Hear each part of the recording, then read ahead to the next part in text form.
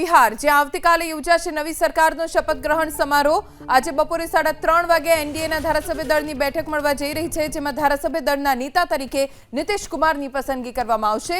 ધારાસભ્ય દળના નેતા ચૂંટાયા બાદ નીતિશ કુમાર રાજ્યપાલને મળી સરકાર બનાવવાનો દાવ રજૂ કરશે। એનડીએની બેઠક પહેલા સવારે 10 વાગે ભાજપના ધારાસભ્ય દળની બેઠક મળશે। સવારે 11 વાગે જેડીયુના ધારાસભ્ય દળની બેઠક મળશે। ભાજપ અને જેડીયુ બંને પોતાના ધારાસભ્ય દળના નેતાની પસંદગી કરશે। सूत्र मुजब मुख्यमंत्री साथे 20 मंत्रीओ शपथ लई शके छे। उपरांत 1 अथवा 2 डेप्यूटी सीएम पण शपथ लेशे, जेमां कोई महिला चेहराने डेप्यूटी सीएमनुं पद आपवामां आवे तेवी शक्यता छे।